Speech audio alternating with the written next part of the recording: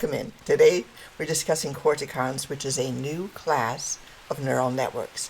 And CORTECON stands for Content-Retentive Temporally-CONnected Neural Network. So the idea with a CORTECON is that we have a latent layer, as we do with all good neural networks. This latent layer allows us to do dynamic, ongoing processes. You're hearing the rain starting, the evening rains here on Kauai. It's a bit heavy rain.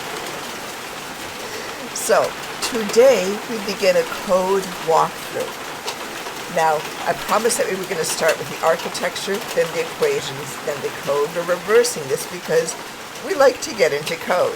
And it's going to take us several episodes. We're going to need multiple YouTubes to get our code. But that's okay. At the end of a period of time, you'll be able to not only know what the architecture is and play with it. That's the beauty of it. This is a new architecture, a new class. There's a lot of fluidity about what you can do to instantiate brand new things. So that's exciting. You'll understand the equation, perhaps in a bit more depth than you really want. You'll understand the equation. And you'll have a very intimate, comfortable familiarity with code. Before we get started, a couple of things. First of all, I'm Aliana J. Moran, founder and chief scientist with Themesis Incorporated. Welcome in. And we are introducing code that we have developed under our own research and development funding, and we're sharing it with you under the MIT license. So you're free to use. We would like proper attribution, of course, but we'd love to have you dive into it. We want it to go wide, so please dive in, have fun. In all of our prior vids, we've had a very high level of description. We've talked about broadly existing classes of neural networks and characterizing them in terms of key concepts that were used by them or their properties. This is going to be much more granular and detailed. So to help guide our perspective as to where we are in this granularity, we're going to use 3 pictures.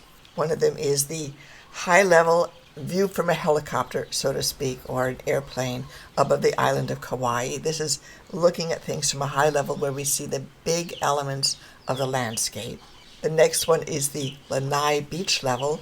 We're going to be sitting on the beach, maybe sipping Mai Tais, and talking about what we're dealing with in a more specific sense, but still a little bit of abstraction. And then, as we're doing today, picking up grains of sand, sifting through them in our hand, and pulling out a few specific grains, which is what we're going to do for close examination.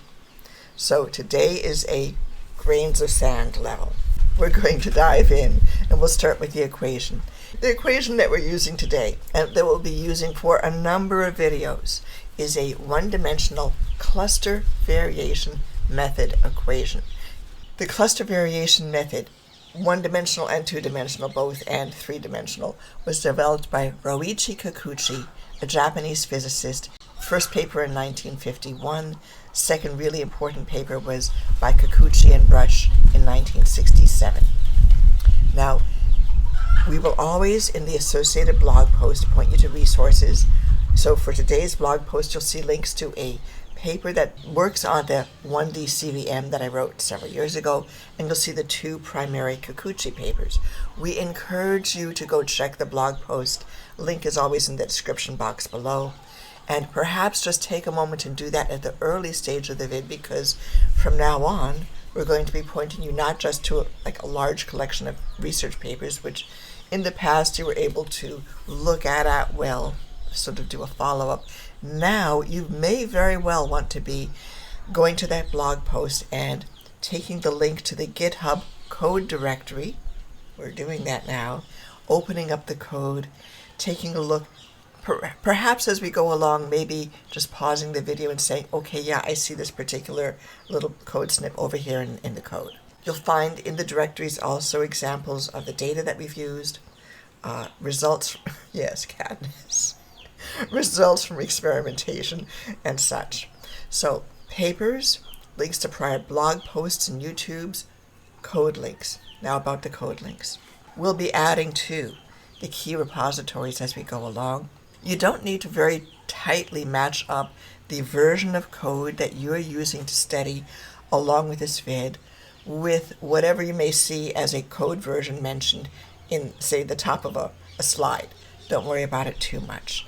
We're going to build successive layers of depth into the code, but whatever we discuss now will be pertinent for many, many generations of code to come. What we're talking about now is second-gen code. It's object-oriented. And it's object-oriented because we could get our fundamental equations worked out with just a simple structured Python code. That's how we did it before. We want object-oriented now because we want to open up the door for future kinds of work that you very may well want to do on your own. This would be work involving things like, can I find the best topology or description of topologies, or can I find the best way to change the nature, the free energy of a certain topological configuration. And it's easier to do that with a more nuanced object-oriented approach as compared to the more brute force methods that we used in the past. So in today's work, we're going to focus on one specific element of an object-oriented approach where we describe a single object, that would be the node. And we don't even have all of the node attributes built out yet. We're going to deal with one of them, a relationship to the next nearest neighbor. And by the end of this particular vid, you'll understand how to compute a value describing the relationship with the next nearest neighbor. It's going to be a lot of work for what will seem like maybe not that much. Future code walkthroughs will be able to pick up the pace. So we're going to start with code here, and we'll have a lot more videos along these lines, easing into the equation and from there into the architecture. Although we'll mention a little bit of each just to get ourselves oriented. Once we get a handle on the code for the CORTECON basics, not the whole CORTECON, but the fundamental underlying physics that we need, we'll start looking at CORTECONs in conjunction with AGI, or artificial general intelligence. Now, CORTECONs work by doing free energy minimization across a fairly large group of nodes or neurons in the latent variable space. This is a bit different because we're introducing an ongoing dynamic process of free energy minimization, whereas in traditional neural networks, we do the free energy minimization only to achieve connection weights between nodes. Now, the equation that we're using here is something from physics called the cluster variation method. It was developed in 1951 by Roichi Kikuchi and expanded in 1967 by Kikuchi and Brush. It's been well known in certain physics circles, but not terribly popular. And just glancing at the equation, you might imagine why. For this YouTube and for the subsequent series, we're going to be using the one-dimensional cluster variation method, or CVM, and we'll progress to the two-dimensional version after we've got the one-dimensional version already established. As you can see, the 2D CVM is a bit more complex than the 1D version. So we're going to treat the 1D CVM as a set of training wheels by which we can get our skills established for working with the 2D CVM, which will be so much more interesting and fun. Now, to play with the 1D CVM, we need a single zigzag chain, and to create this chain, we need two rows of nodes or neurons. We'll just call them nodes. The two rows overlap each other in a slightly offset manner. Now, the whole concept underlying the CVM is that we not only consider whether or not a given node is on or off, but also we take a look at its nearest neighbors, specifically its nearest neighbors, which we denote the Y's, its next nearest neighbors, which we denote the W's, and triplets, which we denote the Z's. Collectively, these are called the configuration variables. And let's mention that for this to work, our conceptualization has to be that the grids are a little bit wider than they are up and down or in depth, so that the closest distance from the central point of one node to another is on the diagonal that defines the nearest neighbor, and the next nearest neighbor, which is horizontal to a given central point, is a little bit further away. Now, we're taking an object-oriented approach to developing our code. This is second-gen code. The first code was simple structured Python. Now we're including a single object, which is the node, and the grid is a collection of nodes. So every node has a set of attributes, instance attributes, which include a value for each of its different neighbors. For this vid, we're concentrating on the code for wLeft, which is a denotation of the next nearest neighbor configuration variable for a given node. By focusing just on wLeft, it'll be obvious how we can do W right, and we'll also have some good ideas about how to do the Ys.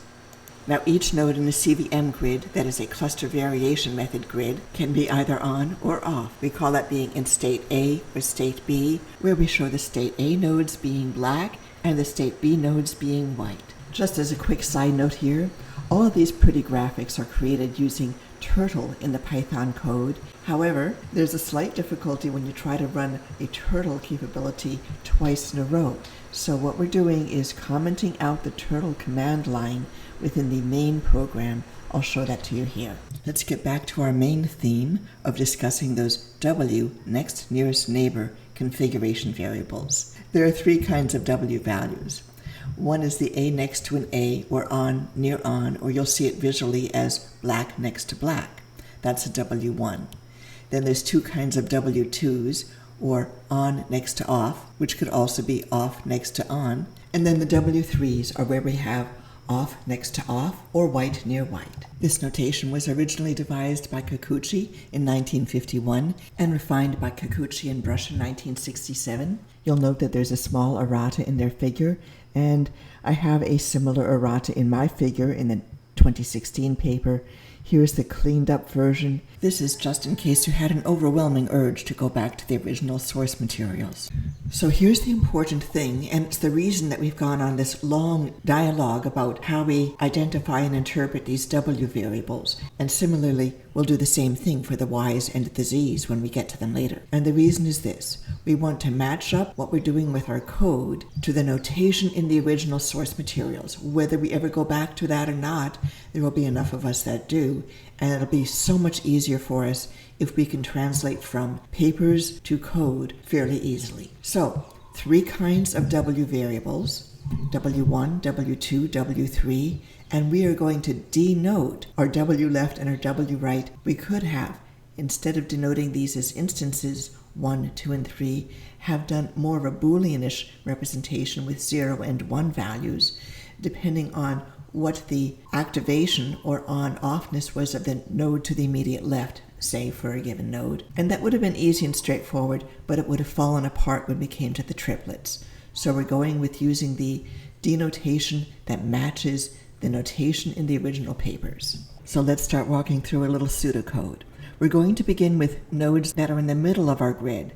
We're going to reserve the edge nodes to later. Let's begin with a node that is on. So we're picking a node whose activation is going to be 1. That's self.active equals 1. We've got two cases for the node to the immediate left. It can be either on or off, activation of 1 or 0. When we take the case of the node to the left having an activation of 1, we've got an A to A next nearest neighbor's connection, or a case of W1, and the denotation for that is the value of 1. Now let's stay with the notion that self-activation is still 1, but the node to the immediate left has an activation of 0, or is off. In this case, we are dealing with the BA next nearest neighbor combination, or W2, and we give this the denotation of 2. Now we take the case where the self node is in the off state, where we visually depict that as being white or blank. In the first instance, the node to the immediate left can be on, or in a state A. That gives us an A-B pairing, or W2, and we denote that as 2. The last case is when our self node is still an off node, or case B, and the node to its immediate left is also off or in state B. So we have a B to B pairing, or the W3 case. In this case, we denote it as 3. Now all of this was straightforward, albeit a little tedious. The next step, though, is a little bit more nuanced and subtle, and that's because we're treating the one-dimensional CVM grid as an envelope with a wraparound from the left to right behind our visual surface, so to speak. So in this instance, we're going to take a look at the leftmost node on the top layer. We're going to denote it Q, and the node to its immediate left would actually be the node to the far right, which we're denoting L for leftmost node.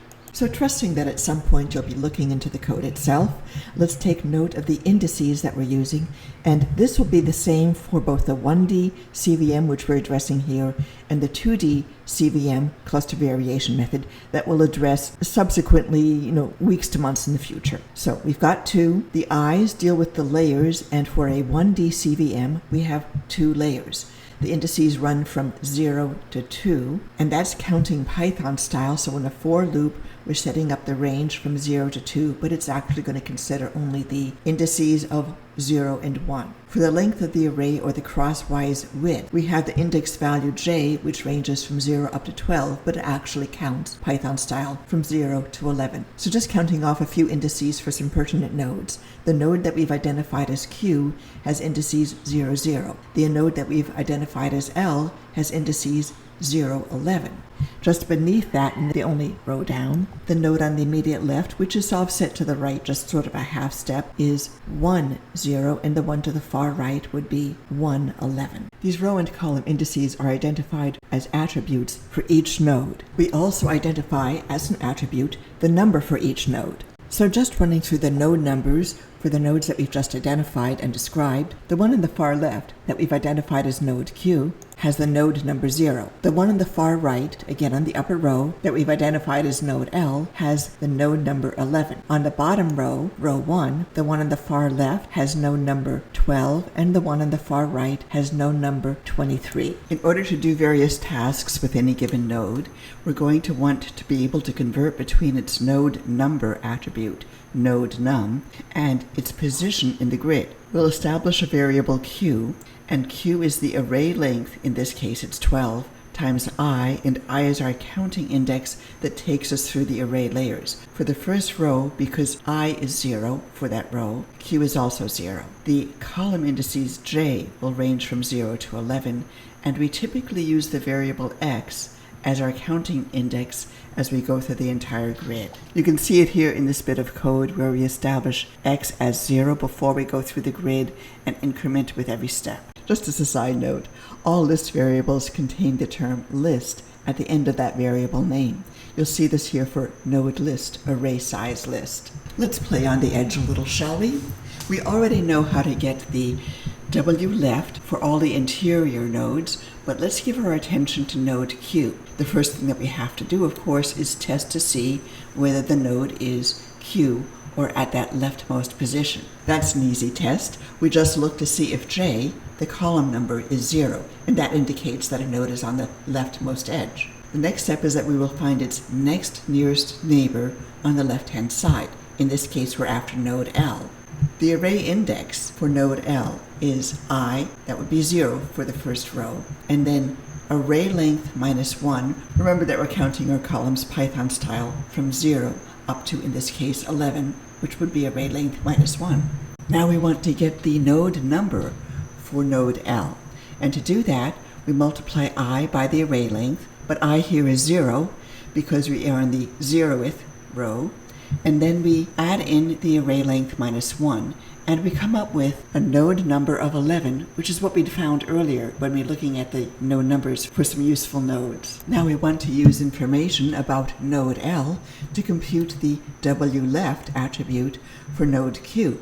So we already know its position, its node num, because we computed that with the equation on the left, and we're going to identify wLeft location as that value. It's I plus 1, that quantity, times the array length, then subtract 1. Now we're going to use that wLeft location as the node number to identify where we are in the node list, and then we just find that activation as the attribute for that node number.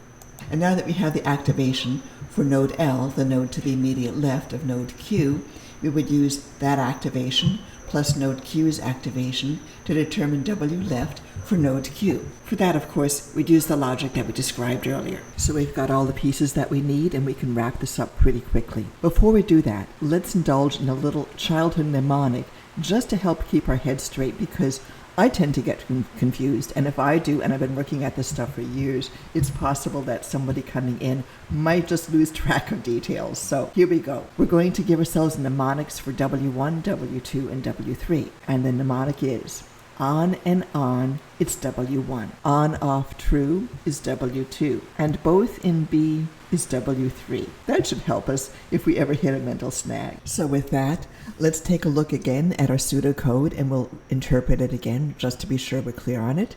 Then we'll take a look at the real code, and then we'll take a look at the results. So we start by looking at the activation of our given node, and again, we're just going to call it Q, but it doesn't matter where it is in the grid now, whether it's the far left or somewhere in the middle, because our next step is that we look at the activation of the node to the left of Q, wherever that may be, and we've already learned what that activation is. So if Q's activation is 0, and the activation of the node to the left is 0, then we've got a both in B or W3 situation. We assign a value of 3 to wLeft for the node Q. The else is if the activation to the node to the left is 1, then we've got a and B, or on-off true W2. Now we go to the case where the node activation is 1. And if that's the case, then if the activation to the node to the left is 0, we have another W2.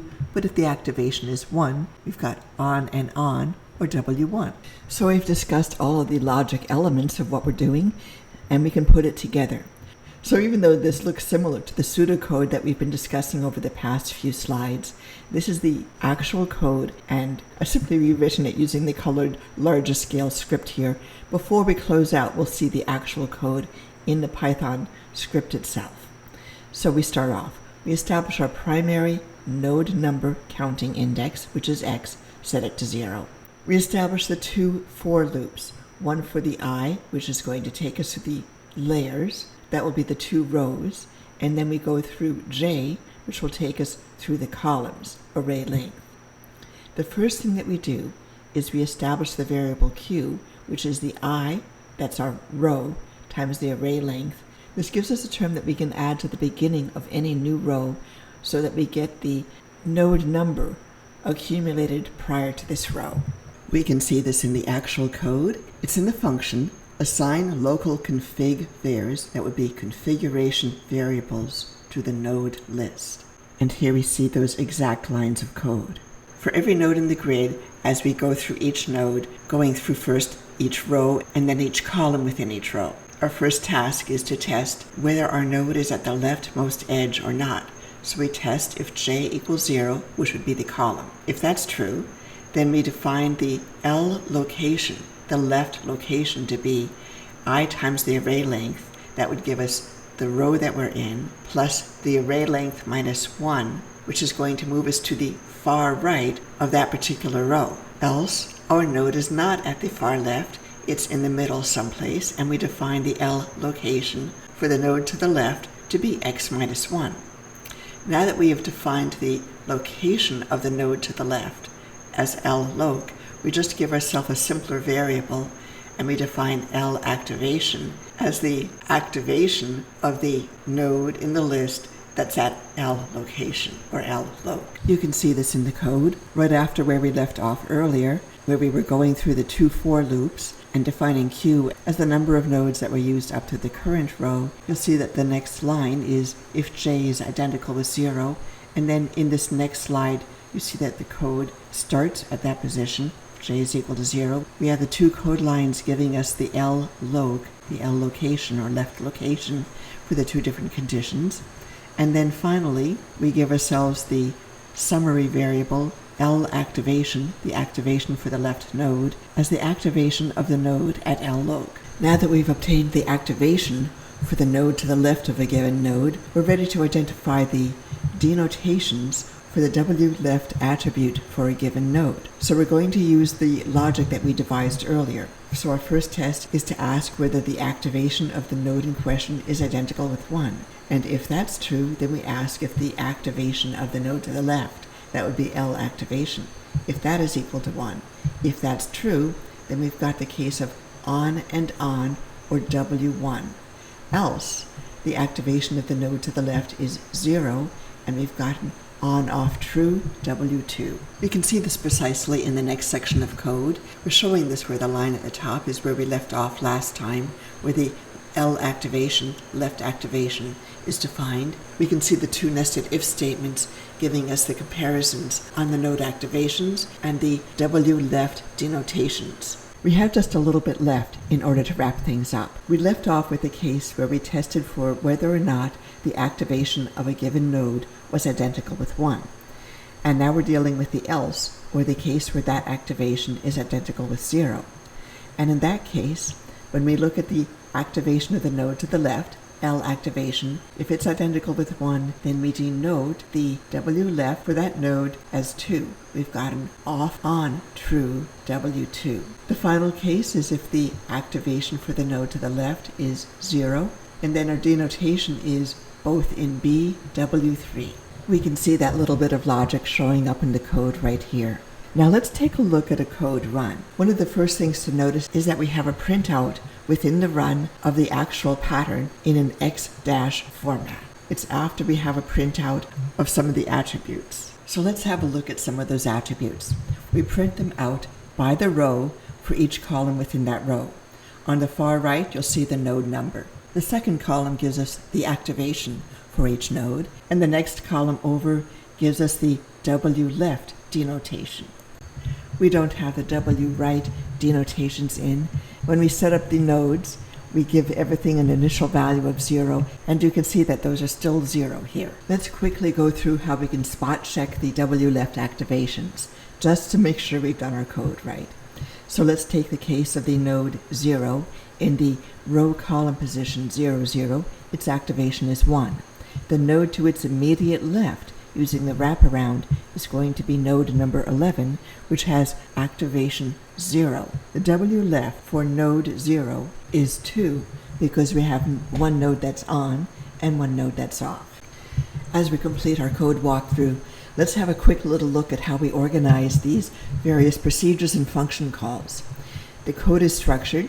Everything that we can is put into a specific procedure or function called from main. We're going to pop in and take a look at the section where we define the nodes. We begin by establishing an empty list.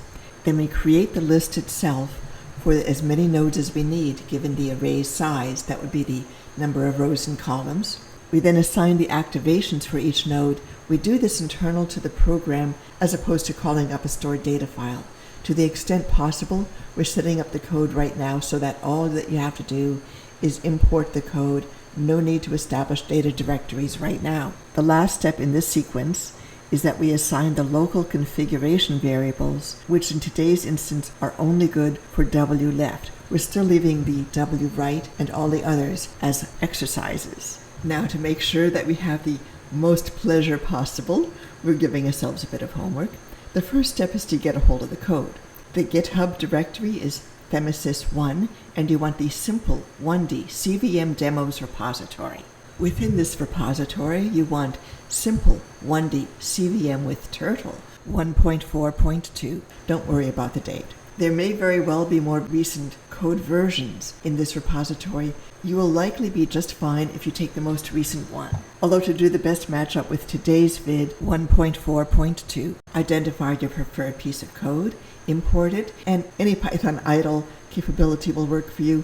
We're just using Anaconda Spider. It's very simple. We're not even using Jupyter Notebooks. This is so easy. So just hit the run button and then steady what you've got. A little time matching up the results that you see from the printout to the actual code. You'll also notice that you get an opportunity to interchange two of the nodes, specify the row column values for each. I typically use 0, 1, and 0, 3 for my code tests, but it's not important at all.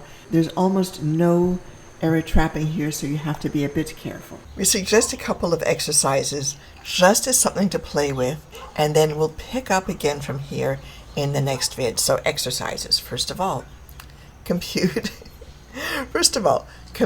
the wRite or the denotation for the next nearest neighbor to the right. Second exercise, compute the denotations for the y's. That would be the nearest neighbors. They're actually sort of on the diagonal. And that's trickier because you're going to have a slightly different approach depending on whether or not you're in the top or the bottom row, an even or an odd row. And that will become very important as we take a look at the 2D method, but today we're just staying at 1D. So do the W's, left and right. Later in the next vid, we'll review that. We'll show you our code for that. And then we're going to do the Z's, which are triplets, which are a connection between yourself as a node to your nearest neighbor and also to your next nearest neighbor. So bump, bump. It's a little chevron-shaped triplet. And there are going to be 2 of those for each node. So for each node, you're going to have 2 W's, 2 Y's, 2 Z's. Those are the triplets. And with that, we'll be able to compute the actual free energy. And then things get exciting. Even though our code gives you the ability to interchange the values, the activations of 2 different nodes, and you can make the choices and see where the 2 nodes are switched, we're not computing free energy yet, so it's not exciting yet. It will be soon.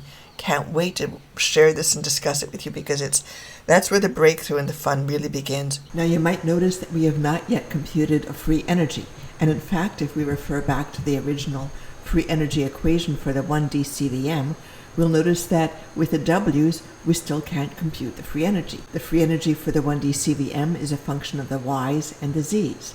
So it's not as though I'm leading you on here. We need the W's in order to do the Z's, and frankly, in order to do the Y's, we need to be pretty secure and solid on our W computations first. Once we get all this done, we've got the W's left and right, the Y's left and right, and the Z's left and right.